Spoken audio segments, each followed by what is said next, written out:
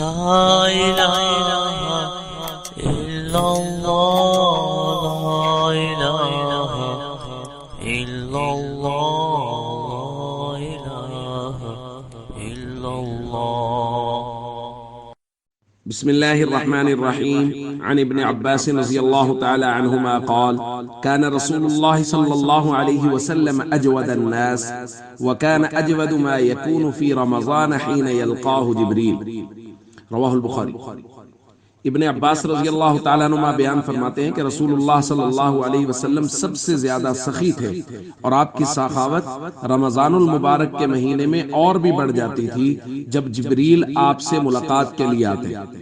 اور آگے فرماتے ہیں: فلا رسول اللہ صلی اللہ علیہ وسلم حین یلقاہ جبریل اجود بالخیر من الریح المرسلہ، اور جب جبریل حضور علیہ الصلوۃ والسلام سے ملاقات کے لیے آتے تو آپ خیرات و برکات میں تیز چلنے والی ہوا سے بھی زیادہ سخی ہو جاتے تھے۔ دوستو، سخاوت تو نبی کریم صلی اللہ علیہ وسلم کا سب سے بڑا وصف ہے، اور دنیا میں جو کچھ بٹ رہا ہے وہ نبی کریم صلی اللہ علیہ وسلم کی سخاوت کا پرتاؤ ہی ہے۔ اور رمضان المبارک میں یہ سخاوت کئی گنا بڑھ جاتی تھی، اور حضرت ابن عباس فرما رہے ہیں کہ تیز چلنے والی ہوا جس طرح ہر جگہ پہنچتی ہے، نبی کریم صلی اللہ علیہ وسلم کی سخاوت بھی رمضان المبارک میں ہر جگہ پہنچا کرتی تھی۔ اور یہ پرتاؤ اور یہ عکس صحابہ کرام میں بھی ہمیں نظر آتا ہے۔ ایوب بن وائل کہتے ہیں، وہ بیان کرتے ہیں کہ ابن عمر رضی اللہ تعالیٰ عنہما کے پاس ایک مرتبہ رمضان المبارک میں 4000 درہم آئے اور ایک چادر آئی۔ کہتے میں نے اگلے دن دیکھا کہ بازار میں ابن عمر رضی اللہ تعالیٰ عنہما اپنے جانوروں کے لیے ادھار چارہ خرید رہے تھے۔ تو میں نے ان کے غلام سے پوچھا کہ کیا ہوا، وہ 4000 درہم تو کل آئے تھے؟ انہوں نے کہا وہ تو کل ہی تقسیم کر دیا۔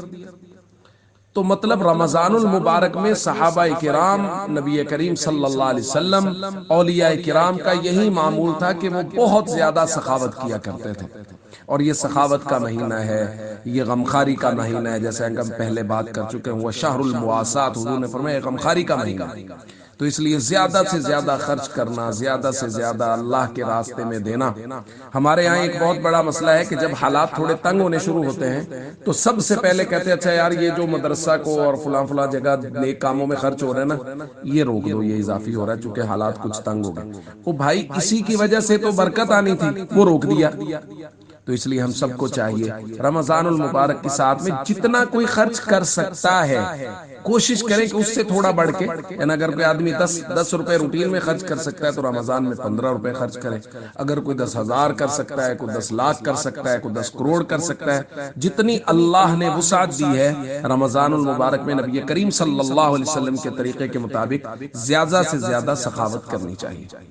السلام علیکم ورحمۃ اللہ وبرکاتہ۔